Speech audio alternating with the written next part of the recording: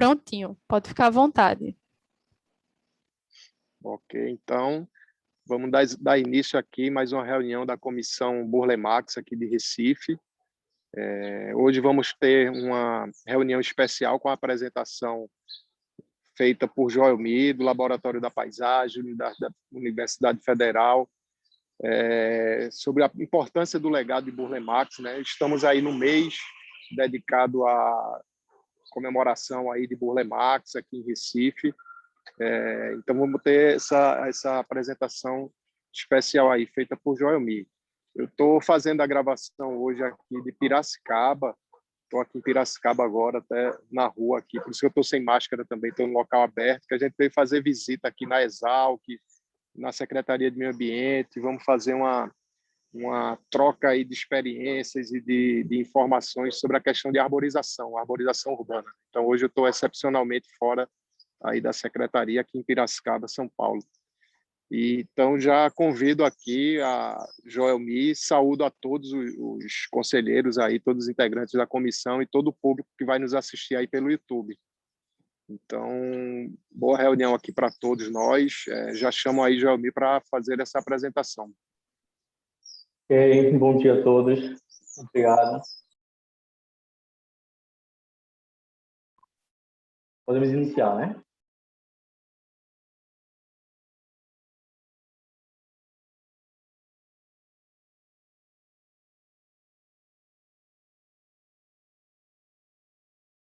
Quando eu vou compartilhar um share screen, está dizendo que eu não estou habilitado. Participante não habilitado para apresentação. Yasmin, eu acho que habilita aí, Joelmi.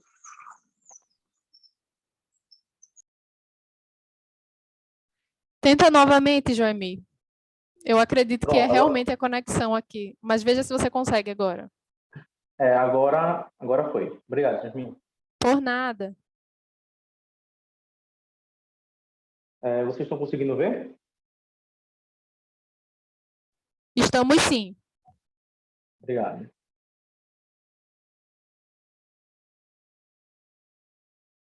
Bom, a gente inicia hoje falando um pouco, né, sobre esses monumentos vivos que são os jardins do Burle Marx em Recife. Né? Temos, né, um quantitativo de jardins classificados como históricos, né, pela Prefeitura do Recife, um total de 15 jardins, sendo 6 desses jardins, né, tombados pelo IPHAN, dentro, né, de 3 dos 4 livros de tombos, né, considerado como patrimônio cultural nacional.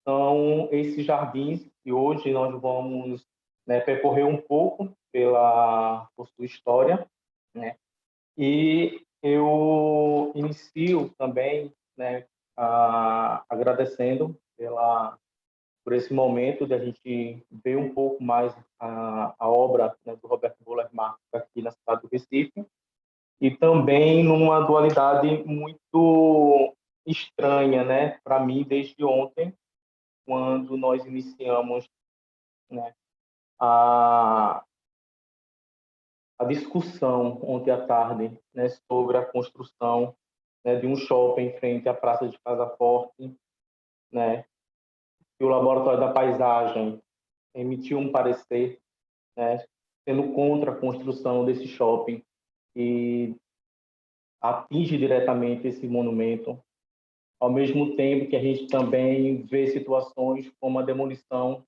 do prédio do aeroporto, também em frente à praça. Isso tudo ações permitidas pela prefeitura, e ao mesmo tempo a gente está comemorando uma Semana Burle Marx, que também, né, é da prefeitura. Então, que nós possamos refletir um pouco sobre essas ações, né, e entender que essas obras, né, do Roberto Burle Marx aqui em Recife são únicas, né, são esses monumentos que colocam Recife dentro da história do paisagismo mundial, pelo gênio, né, que foi e que ainda é, né, Burle Marx, por todos os seus princípios, né, sejam eles estéticos, sejam eles ambientais. Então, Burle Marx chega no Recife, né, só para a gente ter um panorama geral, em dezembro de 34 e permanece até dezembro de 1937. Nesse processo, né, ele, enquanto chefe do setor de parques e jardins, ele atua no que denominou de plano de reformateamento do Recife, com 15, né, projetando 13 jardins nesse momento. 3 desses jardins são obras completas, né, os demais são intervenções. E diante desse panorama, né, dessa relíquia que nós temos, que são esses jardins de Burle Marx, o Laboratório da Paisagem da Universidade Federal de Pernambuco, coordenado pela doutora Ana Rita Sá Carneiro, né, que desde 2018 está na luta, né, para inventariar esses jardins. E, né, nós temos hoje uma produção no Laboratório da Paisagem já de 3, né, inventários. O primeiro, que é o volume 1, ele contempla os 6 jardins que hoje são patrimônio cultural nacional, os que são tombados pelo IPAM. Né? O volume 2, eles contemplam mais 9 jardins, né? Está em fase de revisão. E o volume 3, que trata dos jardins privados do Roberto Burle Marx. O inventário ele está disponível pela editora da Universidade Federal de Pernambuco. E aí só queria ver se eu consigo, né, colocar aqui bem rápido. Vocês conseguem ver aqui a página do inventário? Sim. Obrigado. Então, o inventário, né, o volume 1 contempla essas 6 praças. Isso aqui é o site da editora da universidade, então está disponível para ser baixado em PDF de forma gratuita. Então, temos as fichas dos 6 jardins, né? Aqui a ficha da Praça de Casa Forte, para a gente ter uma ideia, a identificação, aspectos históricos da praça. Temos um ponto, né, de aspecto da paisagem atual, estudos arquitetônicos, mobiliário, infraestrutura e revestimento, o estudo botânico, que contempla tanto a botânica histórica como a botânica atual, né? Então, uma análise detalhada desse inventário florístico, essa paleta vegetal, né, do projeto. Não, E acesso assim, desculpe, mas a imagem está na capa dos comentários. Então, a internet da secretaria que está ruim, não está conseguindo transmitir.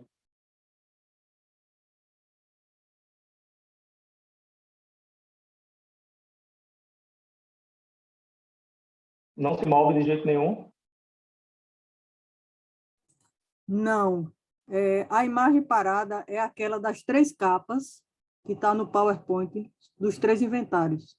Então, realmente, eu também agora já troquei, já estou passando para os slides e não está indo. Agora está funcionando, Joemi. Coloca em modo tela cheia.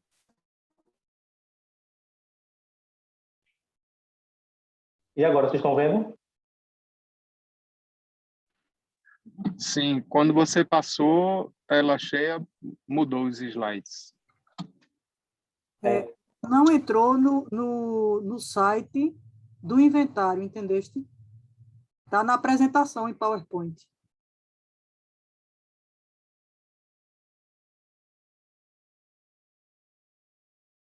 Voltou? Agora sim está no site. Agora voltou. Beleza. Voltou, né? Ok, obrigado, Lúcia. Então, só voltando aqui rapidamente para vocês verem a ficha, né, do inventário. Então, são as 6 praças. A gente tem a identificação, né? Aqui é a ficha 1, Praça Casa Forte, identificação, aspectos históricos, também todo estudo, aspecto da paisagem atual, dividido em estudo arquitetônico, mobiliário, infraestrutura e revestimento, o estudo botânico, uma botânica histórica e atual, né, entendendo essa dinâmica que é a vegetação dentro do jardim, dentro do inventário florístico.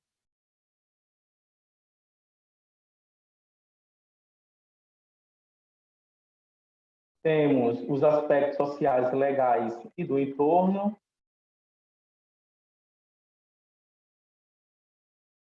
As intervenções, o processo de adoção, o estado de conservação e a avaliação da paisagem cultura. Quando, né, a praça ela passou pelo processo de restauro, também esse processo ele é totalmente discutido aqui no inventário.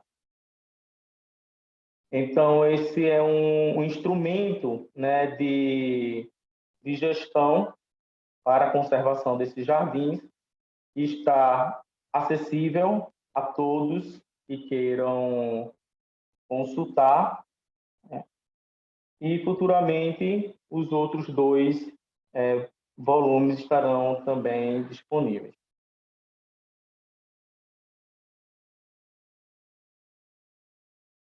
E toda vez que eu estou tentando passar os slides, em tela cheia, está travando aqui para mim. Mas aqui está passando. Tá? Aqui está passando normal. Está passando bem rápido, na verdade. Eu acredito que seja realmente problema de conexão com a internet. Aí dá um certo delay, mas aí você pode ir falando que ele vai passando normalmente aqui para a gente. Ah, tá ok, obrigado. Então, os 6 jardins que nós vamos, né, passar um pouco pela história deles é a Praça Casa Forte, a Praça Euclides da Cunha, Praça do Derby, o conjunto Praça da República e Campo das Princesas, a Praça Faria Neves e a Praça Ministro Salgado Filho. Então, Burle Marx, né, chega ao Recife em 37, em dezembro de 34, e inicia-se as obras, né, da Praça de Casa Forte em 1935. A praça ela é inaugurada em maio de 1936. Já existia, né, um projeto, né, de ajardinamento, né, nos anos 30, e Burle Marx ele respeita o arruamento e divide a praça em 3 jardins, cada jardim com um motivo botânico, né, distinto. Aqui nós temos a Avenida 17 de Agosto, então o primeiro jardim ele dedica a plantas, né, da espécies vegetais dos mais diversos biomas brasileiros.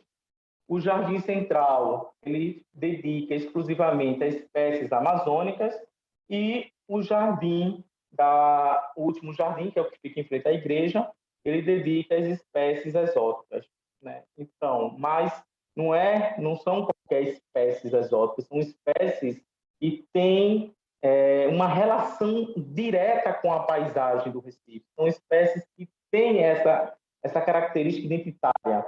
A função desse caminhar, né, do primeiro jardim ao último é entender essa vegetação nativa que Burle Marx está implementando já nos anos 30 na cidade do Recife como motivo principal.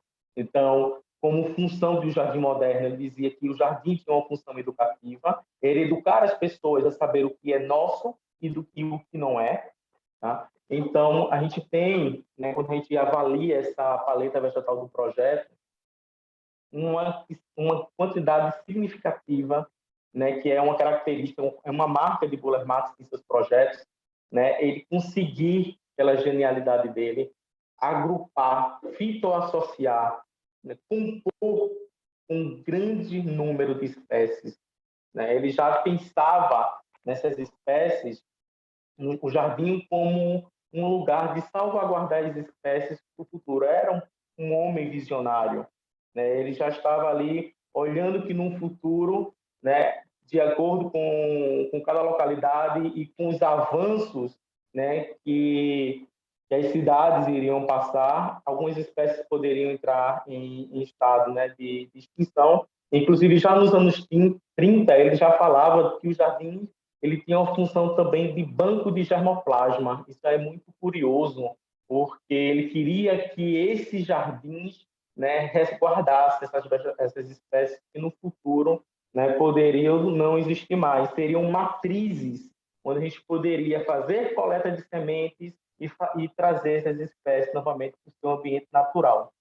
Eram espécies que ele coletava do seu ambiente natural, trazia, ordenava no seu jardim, e que hoje, quando a gente olha, né, a paleta vegetal dessas praças, quando a gente analisa as espécies que hoje compõem esses jardins de Buller Marx, a gente comprova que já nos anos 30 ele tinha toda a razão de tentar colocar a maior quantidade de espécies nessas praças, porque a maioria hoje estão na lista vermelha em perigo de extinção, né? Então, é o que faz o Buller Marx ser um gênio em todas as áreas, das artes e das ciências.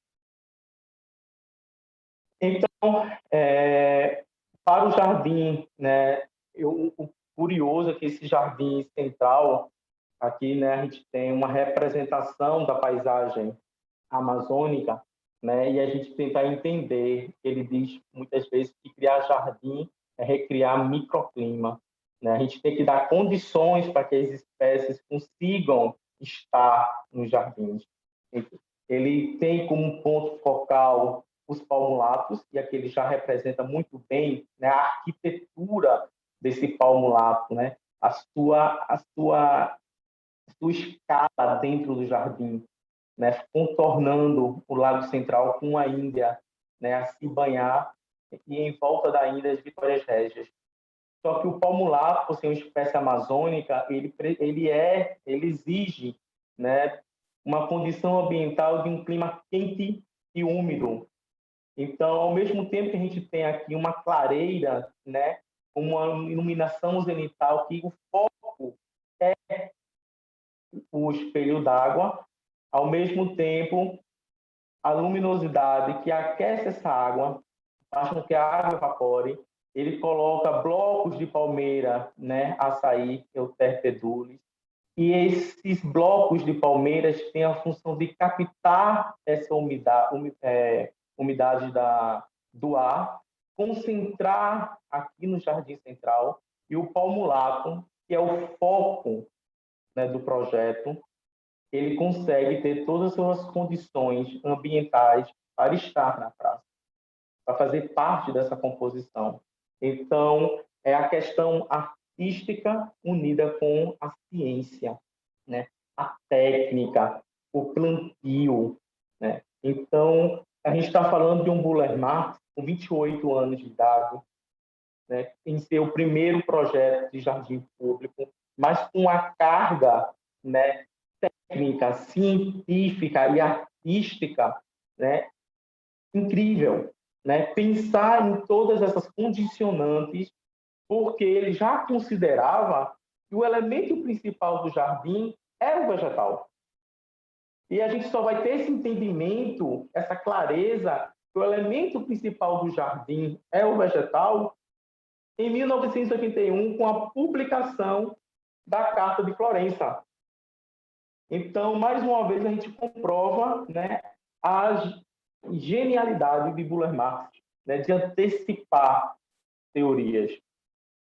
E aqui a gente tem, né, os seus croquis, né, como ele estava nesse período, né, com uma demanda muito grande de projetos, de reformas, né, de jardins, né, ele começa a desenhar a praça com uma clareza taxonômica das espécies, para que qualquer jardineiro que fosse executar essa obra teria condições plenas de entender toda a composição. Então, aqui a gente tem as aningas, as vitórias régias, estrepízia, aqui nós temos os calábios. Então, quando a gente amplia essas fotos, é de uma riqueza de detalhes impressionante, né? Então, vejam o cuidado, o zelo, né, que ele tinha, né, de querer que as coisas, né, fossem da melhor forma possível. E aí, que a gente tem já, né, em 1936, 26 de janeiro, né, o jardim já praticamente implementado, a gente vê aqui fortemente o traçado, né, a vegetação já em processo de plantio e, né, nos principais jornais do Brasil, considera que o mais belo, a Praça de Casa Forte, né, como o mais belo jardim do Recife, né? Então, é na Praça de Casa Forte que está o mais belo e também o mais moderno e também o mais belo jardim do Recife. A prefeitura constrói ali esse conjunto admirável. Reparem bem o encanto das Vitórias Régias, pela primeira vez aberta para o sol do Nordeste, numa afirmação de bom gosto, elegância, de progresso e de sensibilidade artística. Então, essa condição, né, o Brasil, ele volta os olhos, né, para essas obras, né, que Burle Marx está construindo na cidade do Recife. E, né, Burle Marx também, quando a gente começa a ler os discursos, né, dele nos jornais de época, ele dizia que não queria, né, que a população esperasse que o jardim amadurecesse para mostrar seu esplendor, para mostrar sua arte. Então, é nessa perspectiva que ele já, né, com toda a relação que ele tinha no Jardim Botânico do Rio de Janeiro, e ele começa a solicitar, né, os palmulatos. Vejam, né, esses palmulatos que na descrição dos jornais já chegaram à cidade do Recife entre, né, 10 metros de altura. Então, quando a gente vê, né, que ele intenciona, né, toda essa composição, ele busca meios para que isso ocorra. Trazer de navio 12 palmulatos com alturas de 10 metros para fazer o plantio na Praça de Casa Forte. Trazer para o Recife de navio do Jardim Botânico do Rio de Janeiro Vitórias Régias com diâmetro de 2 metros. Tudo isso está registrado. Então, vejam a logística, né, que existia nos anos 30 com motivo, né, paisagístico, para que essa praça ela fosse realmente, né, mostrar sua concepção de uma forma mais imediata. Então, a gente tem aqui, né, são fotos dos anos 30 e 40, e a gente vê a praça, né, já com toda a sua exuberância, com toda a sua arte, né, com toda a sua composição. Aqui a gente tem o jardim de plantas nativas das Vitórias Régias, aqui os papiros, né? Então a gente consegue entender um pouco como é, né, que essa praça ela foi, né, idealizada, como é que Burle Marx, né, com toda a sua força, né, conseguiu implementar nos anos 30, né, e trazer essa vegetação já para o jardim. Então, aqui a gente tem fotos, né, de 1939, o Jardim de Plantas Exóticas, aqui no canteiro central os lótus, né? Então, a gente vê a maturidade, né, e a rapidez, né, com que Burle Marx conseguiu, né, se a gente pensar, né, entre a inauguração da Praça de Casa Forte até 1939, nós estamos falando aí de 3 anos. Vejam como, né, as ações, né, e as decisões que Burle Marx teve, né, essa praça ela teve sua maturidade de uma forma muito imediata, né? Ele realmente, né, tinha essa força, né, de mostrar que o elemento principal do jardim é o vegetal. E aqui a gente tem a praça, né, após o restauro, conseguimos, né, entre 2011 e 2014, por diversas ações, junto com a Prefeitura da cidade do Recife, né, intervir na Praça de Casa Forte. O restauro, né, primeiro iniciou em 2011 com um inventário, né, das árvores com problemas fitossanitários que foram retiradas, teve um plantio imediato, né, mostrando, né, sanando as lacunas. E em 2014 o grande momento foi o restauro, né, dos lagos retangulares, onde foi recomposta a maioria da vegetação. Obviamente que hoje a gente não tem, né, quando a gente olha os princípios projetuais de Buller Marx para Casa Forte, né, com o primeiro jardim de plantas dos diversos biomas brasileiros, o segundo jardim de espécies essencialmente amazônicas e o terceiro jardim de espécies, né, exóticas, hoje a gente não tem essa regularidade, né? Então, a gente tem as espécies misturadas, mas isso também mostra a dinâmica que o jardim é.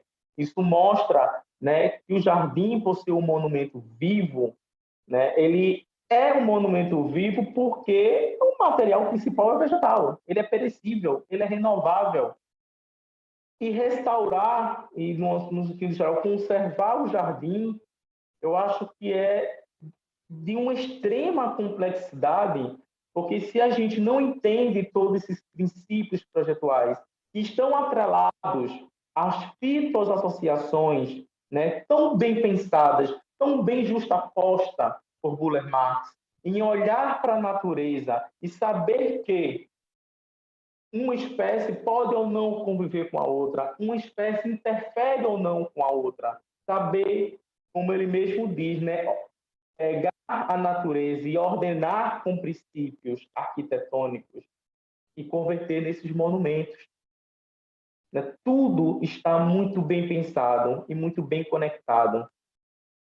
E o elemento vegetal, com né, com esses critérios, né, se torna essa obra de arte, uma obra de arte efêmera.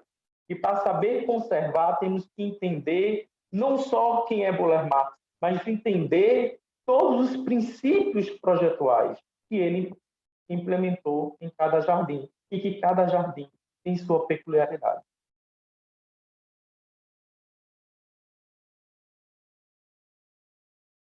E a gente passa agora para a Praça de Casa Forte, ou para a Praça Euclides da Cunha, né, também denominada por Cafetário da Madalena. E o interessante, né, dessa praça, é algo, para mim, espetacular e supera, né, todas as técnicas, né, de plantio que Buller Marx vinha desenvolvendo nos anos 30, é que ele consegue ordenar, ele consegue aclimatar espécies da caatinga em área de domínio atlântico. Ele consegue dar condições, recriar um microclima para que essas espécies conseguissem se estabelecer na Praça Euclides da Cunha. Tá? A gente não tem o projeto original, mas a gente conseguiu no sítio Buller Marx, né, os croquis, né, que ele fez, para a gente entender um pouco como é, né, essa composição e a intenção, né, de Buller Marx, que dizia que Pernambuco possuirá, no que se refere a jardim, algo sólido e de definitivo com que se apresenta à posteridade, dentro de uma expressão de arte, cultura e bom senso. E isso é a Praça Euclides da Cunha, que ele tentou criar, ele criou, né, um cactário e reuniu nele o maior número de possíveis de gêneros brasileiros das famílias cactáceas: cereus, melocaptos, opúntia, filocereus, blocos de pedras e plantas das famílias das bromeliáceas e euforbiáceas. Complementarão o ambiente nordestino.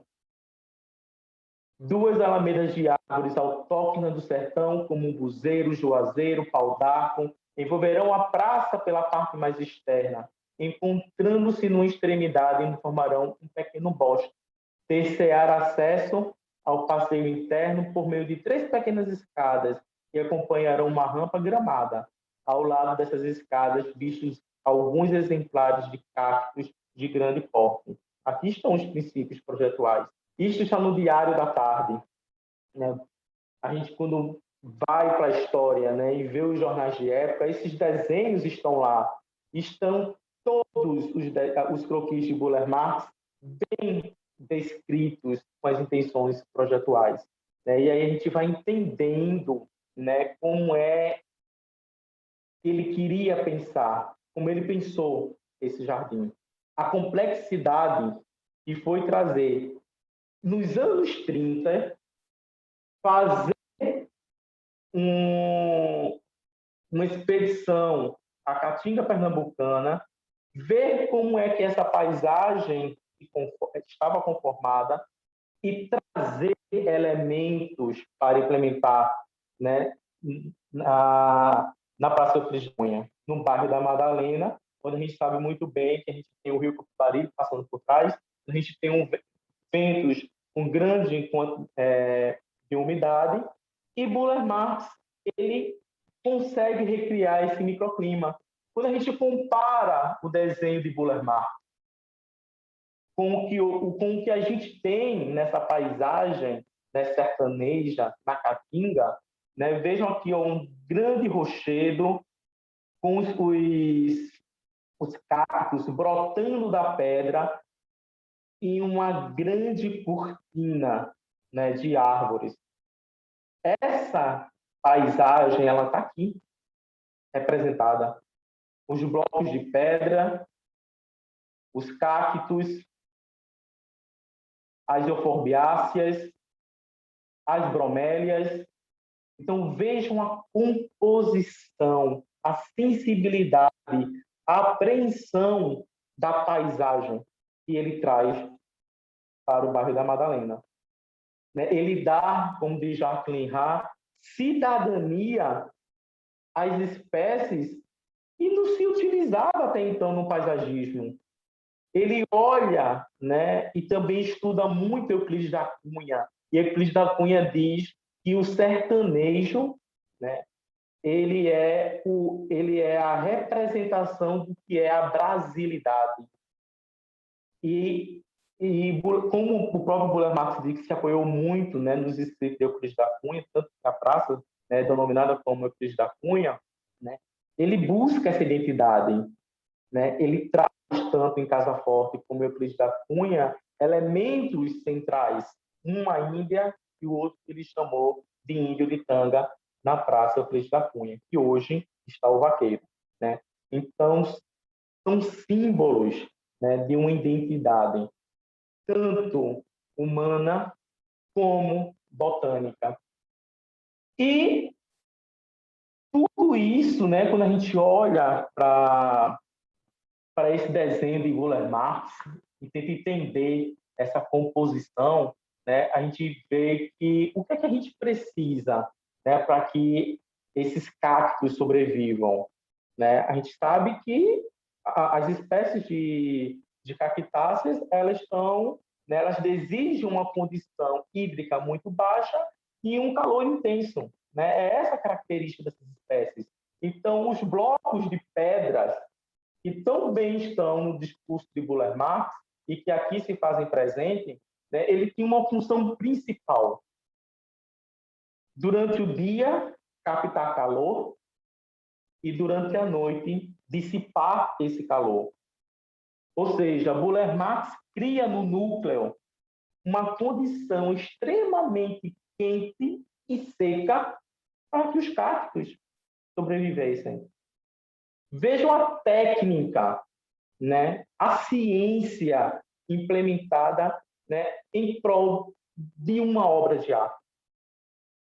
Mais uma vez, se o elemento principal é o vegetal no jardim, como obra de arte, então essa vegetação ela tem que estar de todas as formas resguardada em suas condições edafoclimáticas. E é isso que ele traz. Então, trazer esses blocos de pedras foi fundamental para que o cactário resistisse. E aí a gente vê que esse cactário resistiu. Aqui a gente tem uma foto da inauguração da praça, em junho de 1936, publicada no Diário da Manhã, e olhem o tamanho do mandacaru que já é implementado na praça. Vejam os blocos de pedras e a composição que é feita entre as bromélias, os cactos das mais diversas espécies. Aqui, mais uma foto.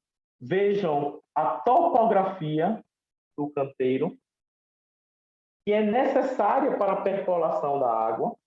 Então, a gente tem, né, hoje, por exemplo, a gente não tem mais essa topografia. Hoje, na praça, quando a gente tem uma chuva forte, acumula água nesse núcleo central.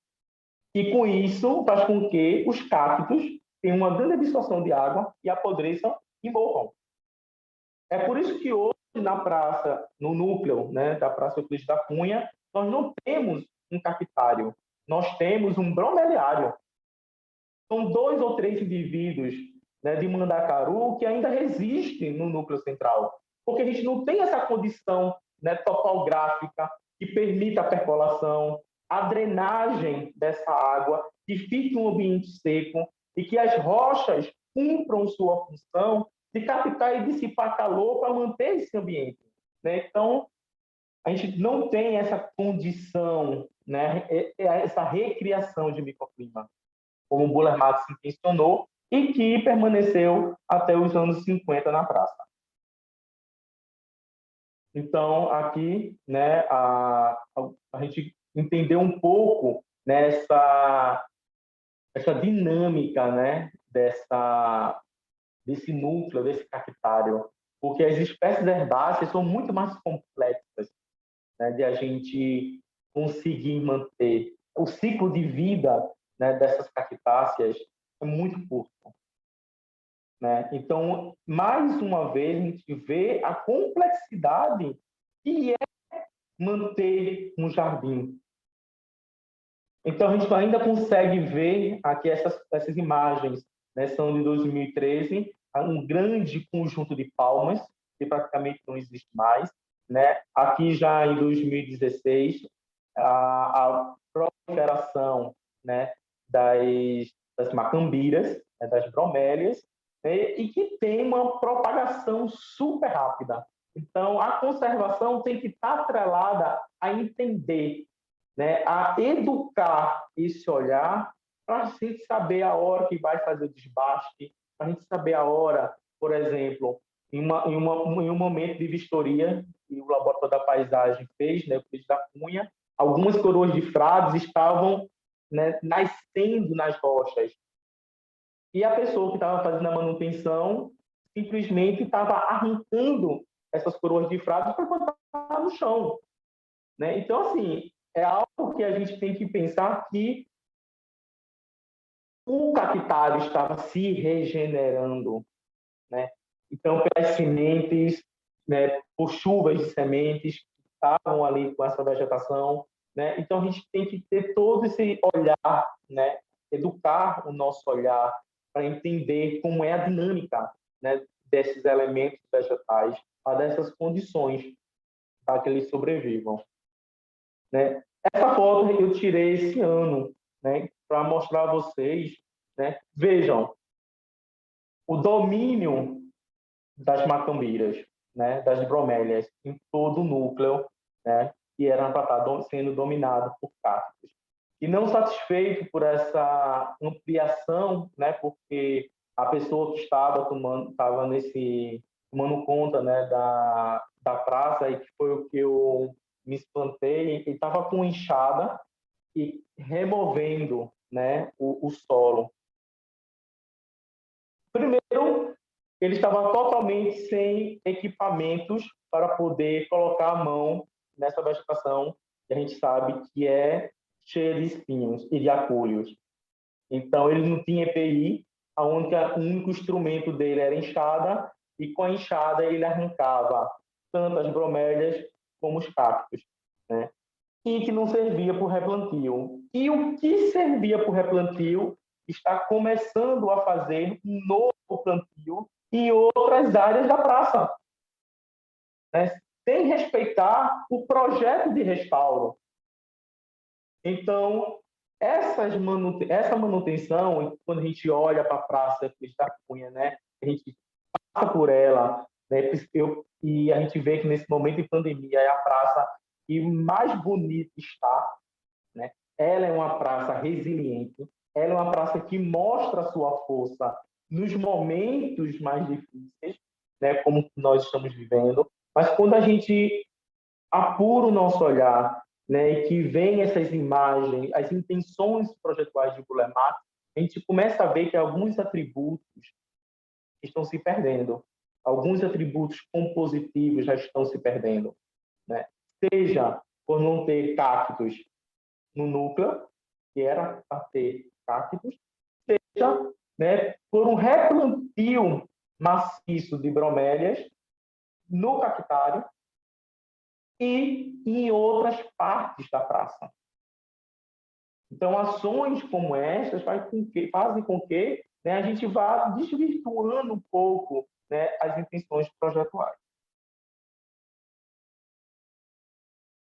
E ainda, nos anos 30, a gente tem, né, o conjunto, né, República e Jardim do Palácio do Campo das Princesas. Eu trouxe algumas imagens, né, para a gente entender, né, e ver, relembrar um pouco do que era esse sítio no período holandês, o que foi esse sítio nas suas transformações, né, na transformação dessa paisagem, e o que Burle Marx, para entender a pré-existência, né, o que Burle Marx se comprou. Por que isso? Né, porque Joaquim Cardoso dizia o seguinte, que para ele o projeto mais complexo de Burle Marx foi a Praça da República, a remodelação da Praça da República e o Palácio do Jardim do Campo das Princesas, por suas pré-existências. Por ele modernizar, né, que foi a palavra que o Joaquim Cardoso utilizou na época, um sítio histórico sem perder o caráter, né? Então, o Jardim do Palácio do Campo das Princesas, né, tem documentos, né,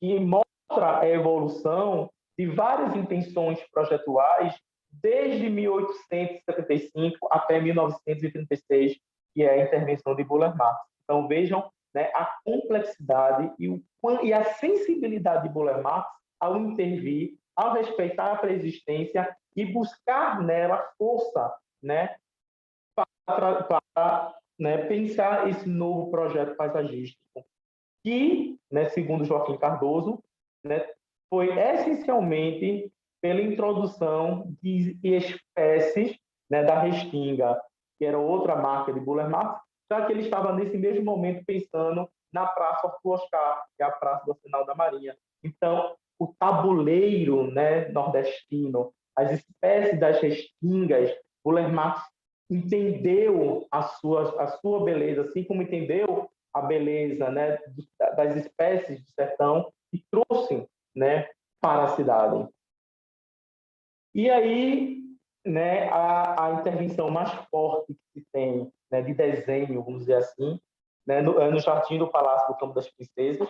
Então, né, o jardim é uma obra de arte, segundo Burle Marx, porque é a expressão de uma necessidade, né, consciente do homem, segundo princípios artísticos de escala, proporção, harmonia, perspectiva de cor, sendo a planta seu principal elemento. É recorrente nos discursos de Burle Marx, né, o amor que ele tinha pela natureza, o respeito que ele tinha pela natureza, né, e a sua força de luta, né, pela natureza desde os anos 30, que se acentuou na década de 70. Né? O jardim como instrumento, né, de um pensamento artístico e ambiental. Então, ele diz, né, que, para ele, o jardim moderno, ele também, né, além da função de educação, higiene e arte, a gente consegue ver claramente, né, nos seus princípios projetuais, ele diz que a grande função dos espelhos d'água nesse momento, né, é o espelho d'água ser o lar botânico. Acho isso muito interessante, porque Buller Marx era muito desafiador. Além dele conseguir, né, entender toda uma lógica de aclimatação, né, no meio urbano, porque é muito fácil você aclimatar espécies tendo todas as condições de estufa dentro de um jardim botânico, mas aclimatar no espaço urbano, onde temos inúmeras, né, variáveis ambientais. E uma outra grande faceta dele é o trato com espécies aquáticas. Dizer que no Jardim Moderno os lagos assumem a função de lar botânico, né? Ele diz tudo, porque a técnica de plantio, a técnica, né, as duas piores técnicas, né, por assim dizer, são conseguir implementar as espécies aquáticas e conseguir aclimatar as cactáceas. Então, né, que a gente, quando olha um pouco a história de Buller Marx e vê que antes dele viajar para a Alemanha, ele fez um curso de ecologia no Jardim Botânico do Rio de Janeiro. Quando ele chega na Alemanha, ele entende toda uma estrutura ecológica no Jardim Botânico de Dahlem, não compositiva, tá? Um termo artístico, mas de composição das espécies e como elas podem ser aclimatadas. Então, ele já vem com uma bagagem artística e científica muito forte, né? Então, conseguir, né, na Praça de Casa Forte, conseguir no Jardim do Campo das Princesas, nos espelhos d'água, uma infinidade de plantas aquáticas e paludosas, dar condições, né? Quando a gente olha o perfil das jardineiras, e que ele bem descreve para cada espécie um tipo de jardineira, para cada espécie um tipo de substrato. E a gente está falando dos anos 30, onde essas técnicas no Brasil não eram ainda discutidas, né? Então, ele traz, né, todo esse aparato científico implementa no jardim. E aí, né, após essas intervenções, né, dos anos de Buller Marx, Recife ele está, né, nas principais capas de jornais, né, tido como um novo tipo de ajardinamento que é inaugurado na cidade do Recife, que são os jardins brasileiros para as cidades do Brasil. Recife passa a ser modelo, né, como bem Buller Marx disse, de bom senso, bom gosto e de estética no espaço público. A Praça do Derby, que a gente também sabe, né, todo o processo, né, de urbanização, né, da Praça do Derby, como é que Buller Marx chega no Recife e encontra, né, já projetos executados e que ele, né, dá o caráter de organicidade no traçado da Praça do Derby, né, de uma geometrização, né, ele respeita novamente as pré-existências, mas o curioso, né, que até 2013, a Praça do Derby ela era considerada o espaço público que mais tinha uma diversidade de palmeira. Hoje é o grande plantio de palmeiras que se tem no Shopping Rio Mar, né? Mas ele intencionou criar uma coleção de 70 espécies de palmeiras. Né? Isso está no Diário de Pernambuco, de 1937. Uma coleção de 70 espécies de palmeiras trazida pelo senhor Buller Marx do Jardim Botânico do Rio de Janeiro. Será utilizada no Derby. Pretende o senhor Buller Marx fazer um grande plantio de orquídeas roxas das nossas matas na Ilha dos Amores, depois de reformada e aumentada. Então, quando a gente... né, por que 70 espécies de palmeiras? Né? Era essa questão, né? Quando a gente analisa os projetos de Buller Marx, cada vez mais a gente entra, né, numa admiração de um gênio, né, de conseguir associar a maior quantidade de espécies de forma harmônica, artística. A Praça do Derby é um laboratório de palmeira.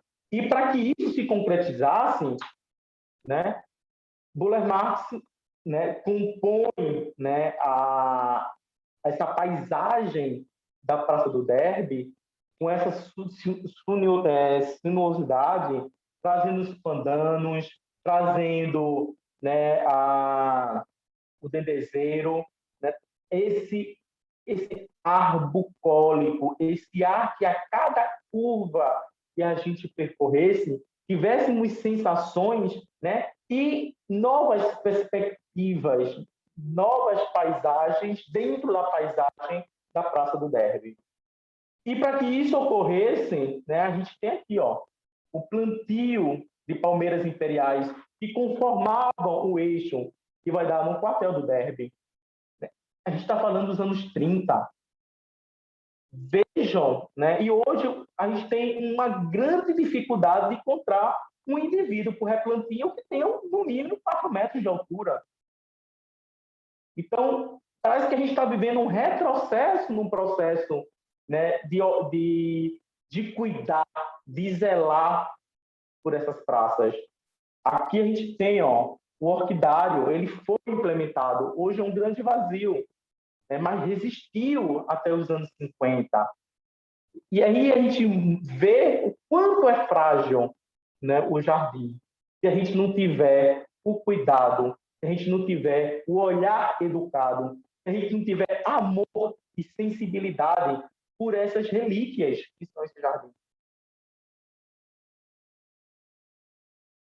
E aí eu trago essa imagem que assim eu acho espetacular da Praça do Derby, né, já com as palmeiras imperiais plantadas, um grande calçadão, um renque de sabão palmeto, né, com esse eixo que une as duas partes da praça. Palmeiras que, em sua maturidade, possuem escalas distintas e a gente tem um ritmo compositivo. E hoje a gente perde essa calçada, a parada de ônibus abraçou os indivíduos de Palmeira Imperial, né? E hoje a gente tem essa situação. Quando a gente caminha pela Praça do Derby, olhando, né, só no horizonte, a gente vê todos os estepes das palmeiras. Mas se a gente olha para cima, não tem uma folha. A gente perdeu, né? Vejam que a gente perde, né, essa linha de força que são essas palmeiras imperiais, né? E que o replantio que foi feito, né, no lado, se a gente olha, né, para o quartel do Derby, no lado direito, de 3 indivíduos, estão estrangulados, né? As folhas secas. Não basta apenas plantar que seja por uma recompensação ambiental. Tem que plantar e tem que cuidar e tem que ter amor, né? Tem que ter sensibilidade a olhar para esses jardins e para qualquer outro jardim. Mas o que difere os jardins de Buller Marx, né, de outros jardins, e aí é que está o ponto, é que a gente não pode olhar para esses jardins como qualquer área verde. Ele representa o espírito de uma época, ele representa uma assinatura de um gênio criador. Essas praças são obras de arte, e é isso que a gente tem que incutir, entender. E nessa fase desses jardins, a gente já entra nos anos 50, né? Buller Marx, ele é demitido da prefeitura em dezembro de 37. Os jardins de Buller Marx, né, ele fica nos anos 30, né, sob fiscalização de uma diretoria que foi criada, que é a Diretoria de Censura Estética, né? Então, quando a gente vai ver, né, em 12 de dezembro de 1937, visto que o senhor Buller Marx foi destituído de suas funções da Prefeitura do Recife e foi criada a Diretoria de Censura Estética e que, a partir desse momento, os jardins de Buller Marx ficam sob a responsabilidade dessa diretoria, né? Isso tudo porque Buller Marx começa a fazer o plantio de canas da Índia, que é uma planta, né, tão comum em nossa paisagem, né, nos jardins. né? E aí é tido como comunista, e aí entra em várias discursos que a gente encontra, né, nos jornais, e a gente também tem que ter um critério de ser seletivo e de confrontar, né, as fontes para entender como realmente se deu essa história. Mas a diretoria de censura estética foi criada e os jardins realmente ficaram sobre a fiscalização. Então, ele volta nos anos 50, né, a pedido do prefeito Pelópolis Silveira, e projeta mais 2 jardins, a Praça Mini Salgado Filho, né, e a Praça Faria Neves. E a gente, né, tem uma... Né, não vou dizer que algumas pessoas gostam de dividir as fases, né, artísticas do Buller Marx, né, mas eu não compreendo que aqui seja uma outra fase, porque a gente tem essas linhas curvas, né, já nos anos 30 também, né, mas vejam, né, o espetáculo que é, né, a Praça Ministro Salgado Filho, né, com sua composição, né, o espelho d'água como foco central, a verticalização, as palmeiras, né, como elemento vertical que dialoga diretamente com a arquitetura, né, do antigo aeroporto. E a gente, né, nesse momento, por isso eu gosto muito de estudar história, né, e ver a história dos jardins, porque a gente começa a ver, né, quanto foi complexo a implementação desses jardins. E a gente começa a dar mais valor, por assim dizer. Aqui a gente tem um processo de escavação, né, de todo o terreno para a implementação dos jardins. A gente vê caminhões trazendo coqueiros. Olha o tamanho desses coqueiros. Então, uma prática de plantio iniciada por Buller Marx nos anos 30 perpassa até os anos 50 e até, né, a sua morte, quando ele né, faz as expedições, quando ele cria o sítio, quando ele implementa outros jardins e diz: eu não posso esperar que a planta siga o seu ciclo para o jardim amadurecer. O quanto eu puder trazer as plantas adultas, eu vou trazer e vou implementar.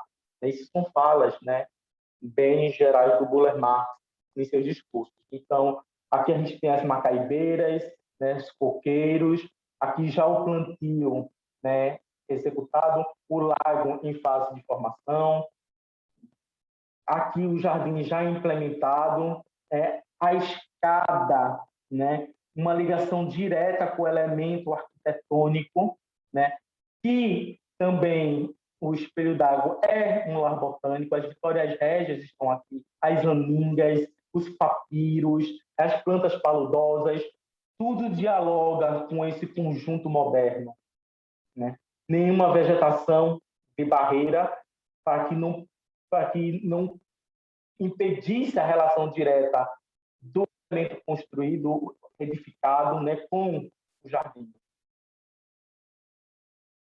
E aqui no momento, né, em 2013, quando se estava executando o projeto de restauro da Praça Ministro Salgado Filho,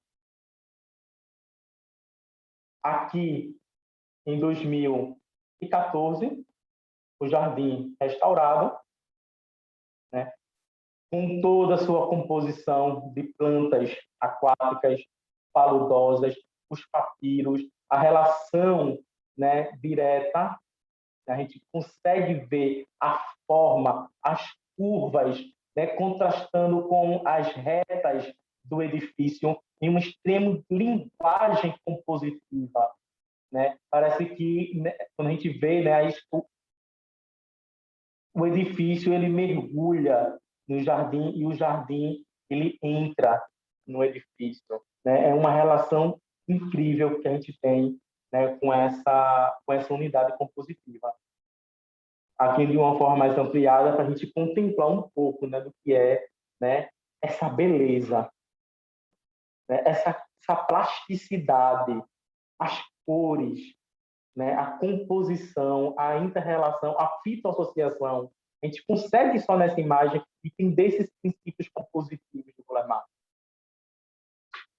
E como está hoje, né? E é um momento que a gente olha e não tem como não ficar triste, né? O edifício sendo totalmente destruído, o jardim, mesmo, né, mesmo com toda essa descaracterização, as linhas do traçado são tão fortes que ainda nos passam uma certa emoção quando a gente está aí.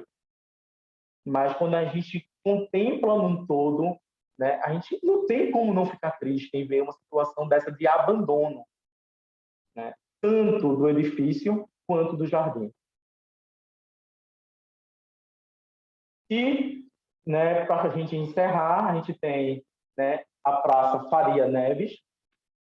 Também não temos a planta original, mas por ortofotocarta, né, dos anos 70 e 70, a gente vê, né, o traçado do jardim, né, os bosques que foram criados, as palmeiras. Então, a gente consegue ler a composição aqui ainda está mais evidente, né? Os bancos, né? Outra assinatura de Buller Marx, o conjunto. Quando a gente olha, né, para o desenho da Praça Faria Neves, a gente tem uma relação direta, né, com a Praça Ministro Salgado Filho.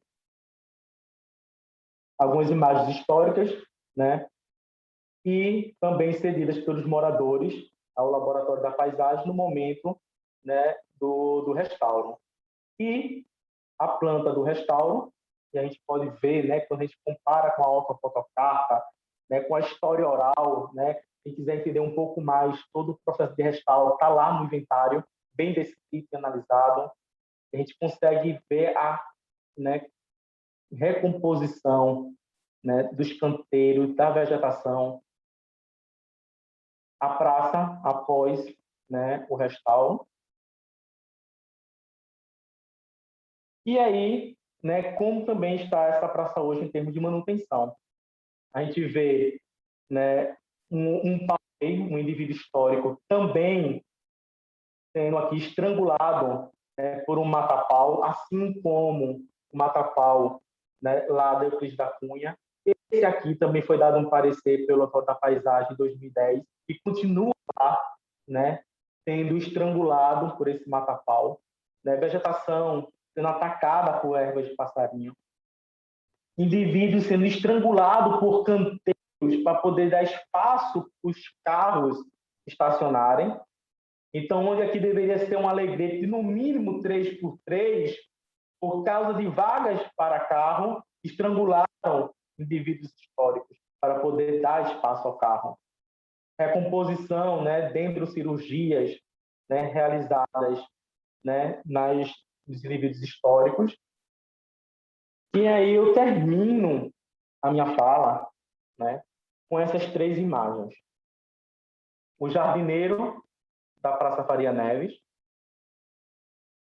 o jardineiro da Praça Euclides da Cunha e o jardineiro da Praça de Casa Forte. Essas duas imagens estão no jornal O Cruzeiro, tá, de 1936. O que identifica cada um é o modo com que eles estão olhando. Essa foto aqui eu tirei em 2015. Eu estava, né, em uma das vistorias lá do laboratório e eu me deparei com um jardineiro, ele olhando para o canteiro de cana da Índia. E aí eu me aproximei dele e perguntei, né? Muito tempo parado. E eu só esperando a outra reação dele. E ele não parava de olhar para esse canteiro de cana da Índia. E aí, quando eu perguntei a ele o porquê, né, ele era jardineiro, ele disse que não era jardineiro, que tinha sido contratado pelo Lafep, né, mas adorava a planta, né, e que ele estava admirando como ele conseguiu recuperar esse canteiro de cana da Índia. Ele disse que a maior alegria dele era ver a cana da Índia como estava se desenvolvendo. E ele disse que precisou entender, né, que essa planta não precisava de água todo dia, que precisou entender e que trazia da casa dele casca de ovo triturada com solo para adubar, e ele disse que nunca fez formação nenhuma de jardinagem, mas falou com a mãe dele, que cultivava a cana da Índia, e que é uma das plantas que a mãe dele amava, e ele foi em busca, porque ele disse que pegou amor pela praça, e que o olhar dele, quando ele iniciou até então, era totalmente diferente. Aqui a gente tem o jardineiro num dos lagos, né, do Lago de Plantas Nativas, limpando as Vitórias Régias, que é necessário. É uma técnica de manutenção. O olhar do jardineiro para o grande Mandacaru. A mensagem que fica aqui é que a gente, além de precisar de jardineiros nessas praças, que seja um jardineiro assim, e infelizmente eu esqueci o nome desse jardineiro, eu sou péssimo para nome, é que todos nós sejamos jardineiros. É que todos nós possamos olhar para esses jardins de forma diferente. Olhar para esses jardins com um grande carinho, com um grande amor, com grande dedicação. Entender esse jardim, porque o jardim, além de ser um monumento vivo, ele é um documento vivo. O jardim fala. A gente precisa entender o que o jardim está falando. Só assim, com toda a sensibilidade, com toda a aproximação, é que a gente vai conseguir realmente ter ações efetivas de conservação. Bom, acho que já me estendi demais. Encerro por aqui a minha fala.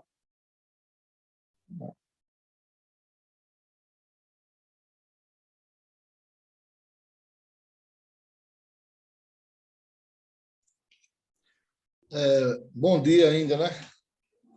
Eu queria, João, parabenizar você pela palestra, pela essa aula de conhecimento que você nos transmitiu agora sobre essas praças do projeto Bulemax e, ao mesmo tempo, estornar a nossa preocupação, né, que a gente vê, como você acabou de falar, você vê ali a Praça do Internacional, o pessoal, em vez de fazer a reposição do projeto original, né, faz com outro tipo de árvore, de equipamento. Lá, a Praça do Derby mesmo, como era bonita a concepção antiga, né? E hoje a gente anda lá, chega a dar uma tristeza. Praticamente, eu acho que dentre essas, só as duas que estão mais bem conservadas é a Praça de Casa Forte e talvez a praça ali do Palácio Campo da Princesa, né? A gente que roda bastante o Recife.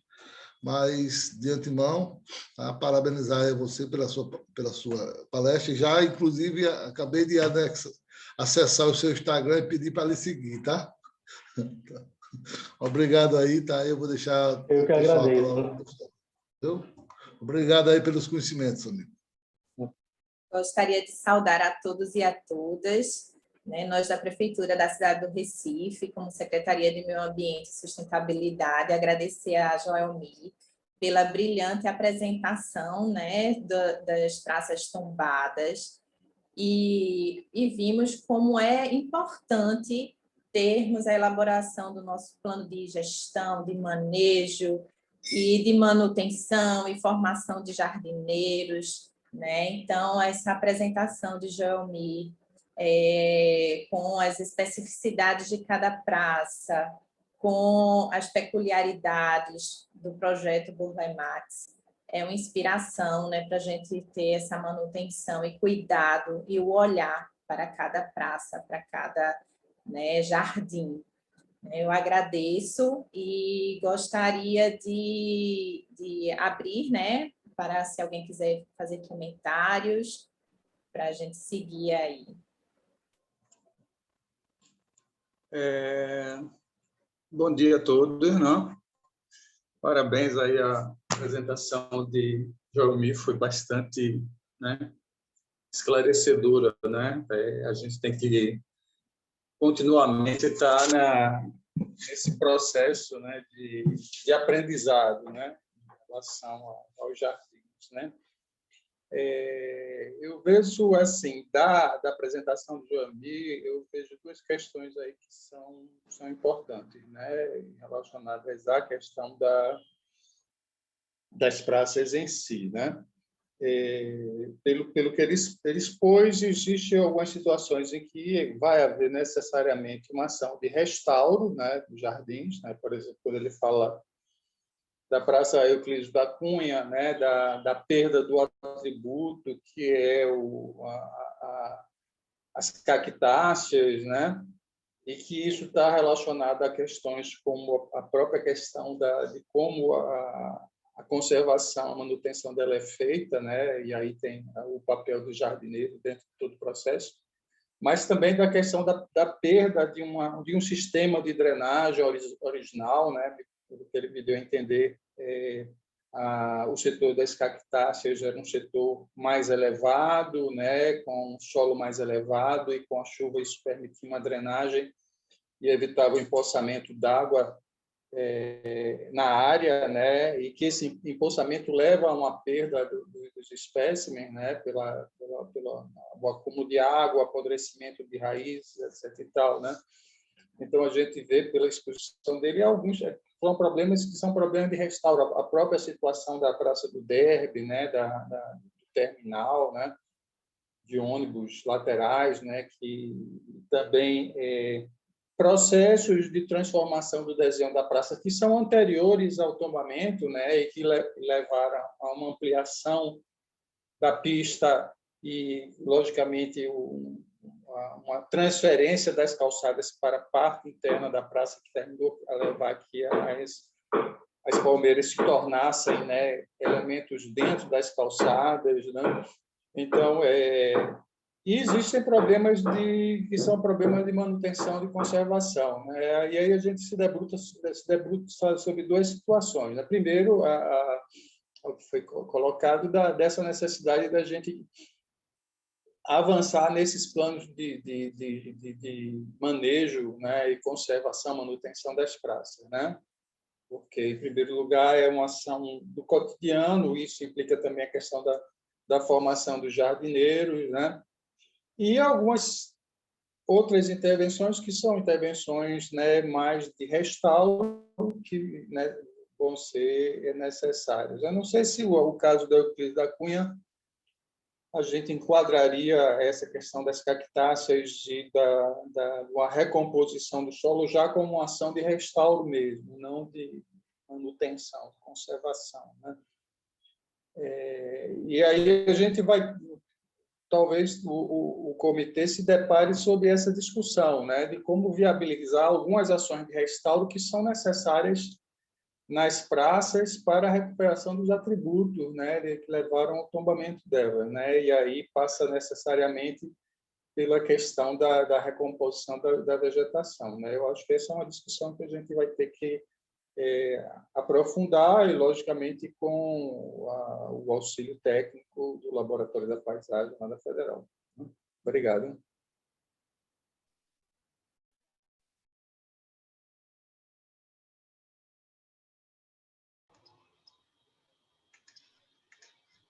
Eu queria esclarecer uma situação aí que foi dita por Joelmi e que eu acho que é importante, né? O que Marcelo falou também agora, que é sobre a questão da drenagem do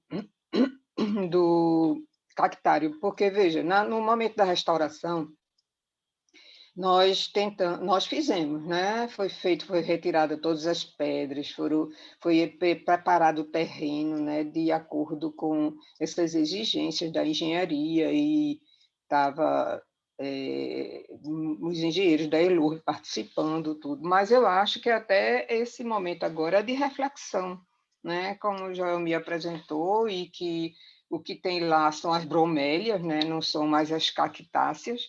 Eu acho que de lá para cá, quantos anos são? De 2001, foi 2003 que foi feito isso, né? Então, é muito tempo, né? São 18 anos, é isso. Então, veja, é até essa necessidade de revisão de todo um aspecto que diz respeito à conservação, mas que envolve também, né, esse manejo não só da vegetação, mas também do próprio terreno, da topografia, do relevo adequado. Então, são coisas que talvez a gente nem tivesse, né, não sabe o tempo útil de cada coisa, e vai saber agora, é um aprendizado, né? Ele está chamando a atenção para uma conservação ampla, né, e que tem que ser responsabilidade mesmo dos órgãos, das instituições responsáveis, né? Eu acho que, do mesmo jeito que Joel me colocou a questão da Faria Neves, né, também da vegetação que tem lá, em alguns momentos cresceram também umas espécies, precisa ser revista, a questão da própria revisão, né, das árvores, como foi feita, da conservação da Palácio Euclides da Cunha agora, de tirar o mata-pau. Eu acho que é tudo isso, uma série de itens, né, de quesitos que tem que ser incluídos nesse plano de manejo, porque vai trazer e vai tocar com mais cuidado cada praça em si, cada jardim com suas especificidades.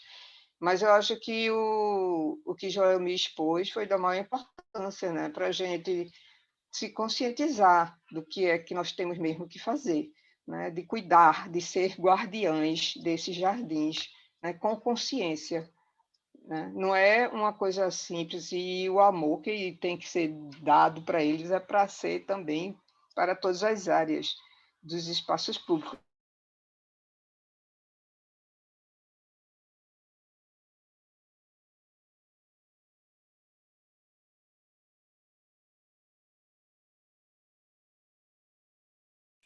A vegetação é o principal elemento. Tá? Ok, obrigada. A gente vê, né, Ana Rita, quando a gente olha o projeto de restauro, a gente viu que teve essa preocupação, né, e esse passar do tempo, né, que foi permanecendo, tudo é questão de manutenção.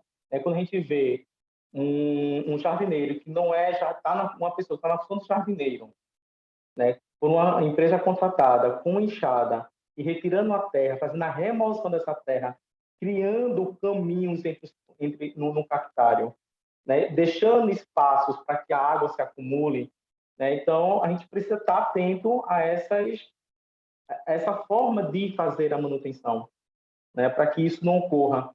Retiradas dos blocos de pedras, perdendo a composição que foi feita lá no restauro, né?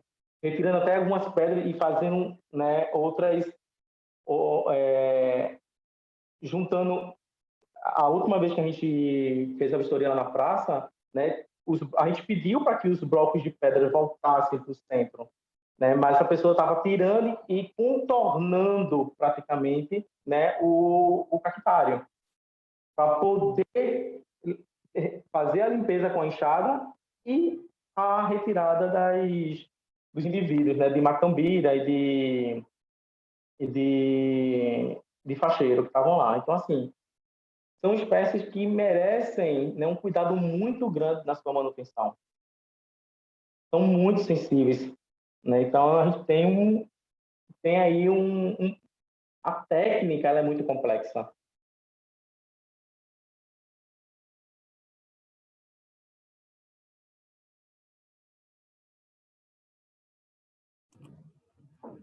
Parabéns, Joami, pela apresentação. Eu acho que ficou muito evidente essa questão dos atributos, como o Marcelo falou, dos atributos estruturais, que eu acho que precisamos mesmo buscar medidas técnicas para que sejam sanadas e consiga seguir essa conservação eficaz dos jardins, assim como para os atributos botânicos, como a Ana Rita bem pontuou. E pela sua apresentação, acho que também ficou muito evidente a necessidade de se preocupar com os aspectos visuais desses jardins, os atributos visuais, essa relação, essa unidade que foi pensada pelo projeto, pelo próprio paisagista, onde fica muito evidente pelos seus croquis, pelas fotografias históricas, e que é bastante preocupante como isso tem sido perdido ao longo do tempo. Na Praça do Derby, já há alguns anos, com a implantação dessa estação, como o João me mostrou, a relação dessa escala, como ela foi perdida, essa perspectiva foi perdida, assim como a gente está perdendo lá na Praça Salgado Filho, com a demolição do prédio do antigo aeroporto, onde tem sido perdida essa relação da arquitetura jardim, que foi bem pensada. O jardim ele foi pensado ali nessa relação de ser essa porta de entrada a partir do aeroporto e tem sido perdida. E agora com aquele projeto que está sendo pensado para as proximidades da Praça de Casa Forte. E parar de pensar ou pensar apenas nos atributos específicos do jardim, algo mais técnico, a gente esquece dessa relação de unidade que Burle Marx ele priorizava, ele frisava nisso. O seu projeto ele vinha com essa ideia de relacionar a cidade, o jardim à cidade, e trazer a cidade para dentro do jardim. E se a gente não pensar nesses aspectos visuais do jardim, a gente vai estar perdendo um grande atributo que caracteriza o projeto moderno que Burle Marx pensava. Eu acho que, somando aos estruturais e aos botânicos, acho que a gente precisa pensar nesses atributos visuais, essas perspectivas e unidades que Burle Marx pensava. Porque de nada, sabe, Jonatas, nada vai adiantar se, por exemplo, se um plano de manejo ele olhar só para a praça. Entende? Ou seja, você tocou aí na questão da construção desse novo shopping. Então, qual é a capacidade de carga que esse shopping, né, está ali atraindo? Qual é a condição do aumento, né, da quantidade de carros, da emissão de poluentes? Será que esse monumento vivo, né, que possui espécies históricas, indivíduos históricos, vai suportar esse novo fluxo, essa maior quantidade de emissão de poluentes? Então, esse entorno imediato, né, que até no polígono de tombamento, né, a zona de proteção ambiental, né, tem que ser vista para que ela amenize o impacto ao chegar no monumento, né? Então, isso é uma coisa que nos deixa como alerta, né? É um impacto ambiental que essa nova estrutura que estão pensando vai atingir na praça. Então, E tem que pensar nessa completude. E é importante entender os atributos como um sistema que compõe esse monumento. Porque, como você mostrou na apresentação, sem aquele pensamento de drenagem, que é um atributo estrutural do jardim, como culminou na perda do atributo botânico, que eram as cactáceas. E agora, como você está pontuando, essa importância de entender esse aspecto visual, onde, dependendo da escala ou da forma como esse entorno ele pode vir a mudar, como isso interfere também no atributo botânico, onde pode chegar à perda desse, que é um dos atributos mais frágeis do jardim, não é? Devido a ser o atributo vivo. Então é importante entender o jardim como unidade. Lembrei de uma coisa, viu, Jonathan, depois que você falou aí. Ontem eu estava assistindo Bom Dia Pernambuco, eu acho que é importante dizer isso aqui agora, porque para a gente até refletir sobre isso. E estava naquele momento que lança as oportunidades de emprego para as pessoas, tinha assim, Prefeitura de Paulista, 10 vagas para jardineiros. Aí eu queria perguntar por que a gente não tem também isso aqui na nossa prefeitura. Eu sei que o jardineiro não vai fazer milagre, o jardineiro não vai impedir que seja feito o shopping com o nome de Burle Marx junto da Praça Casa Forte, mas o cuidado dele de dedicação e de diário, vamos dizer assim, uma pessoa que sabe, que tem a preparação para entender tudo isso em relação à planta, ele vai ajudar mais nesse processo, tenho certeza.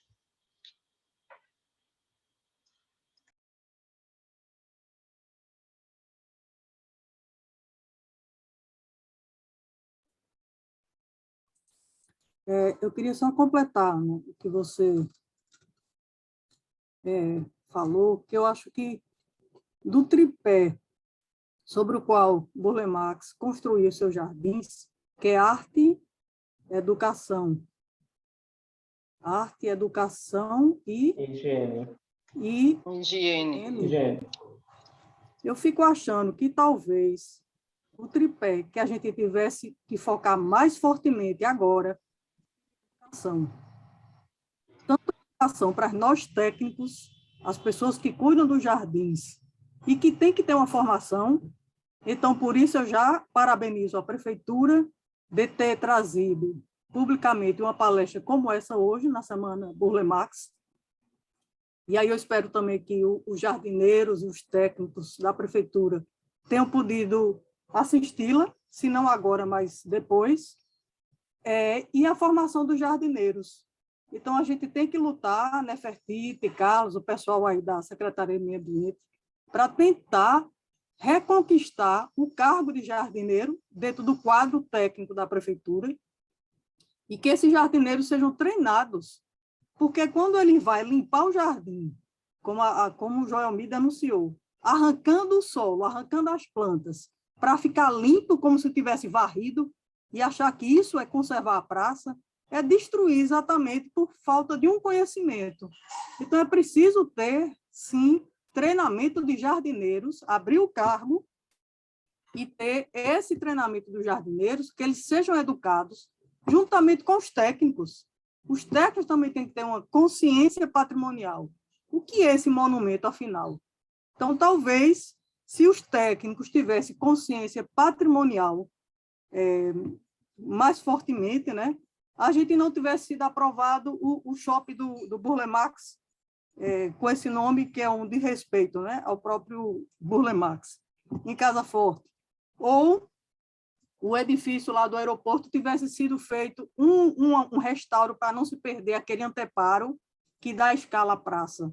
Então, a gente tem que ter cuidado, e eu acho que as ações, que nunca é tarde para a gente fazer, como a própria Prefeitura agora, nesse mês de Burle Marx, também parabenizo as ações que foram feitas na Praça de Casa Forte e na Euclides da Cunha, retirando as plantas parasitas que estavam interferindo no jardim de Burle Marx. Eu acho que essa ação, que é louvável, tem que se continuar, porque isso é educação patrimonial, e só pela educação a gente vai conseguir conservar esses patrimônios, sabe?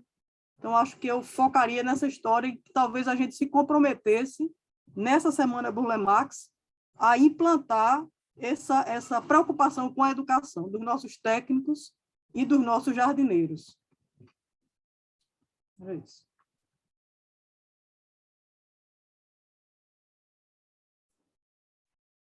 Mais alguém?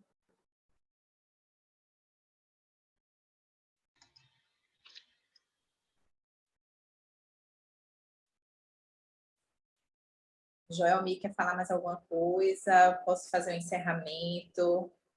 Não, estou tranquila. Já acho que a gente já conseguimos ter uma amplitude. Acho que as falas, né, de Marcela, Ana Rita, Lúcia, né, Jonatas, né, do Helder, a gente já teve um panorama bem geral. E como é importante, né, termos essas reuniões do comitê, da comissão, para discutir de forma efetiva, né, o que cada praça necessita de forma especificada. Então, assim, e como a participação do secretário Carlos está sendo importante, né, ele dando prioridade a esta comissão, aos projetos do Burle Marx, tenho certeza que vamos ganhar muito com isso, essa participação efetiva. Gostaria de agradecer a todos, né, participantes do YouTube. Gostaria de convidá-los também para continuar a prestigiar a programação da 13ª Semana Burle Marx, que vai até o dia 1º de setembro, com o encerramento do 2º Seminário Internacional da Universidade Federal, com o Laboratório da Paisagem. Então, gostaria de convidá-los, e a participação, a programação está disponível nas redes sociais, né? Então, venho convidá-los e agradecer, né? E por mais momentos como esses. Também, obrigada. Obrigado. Até logo e um bom dia a todos. Até a próxima. Bom dia a todos. Bom dia. Bom dia. Bom dia.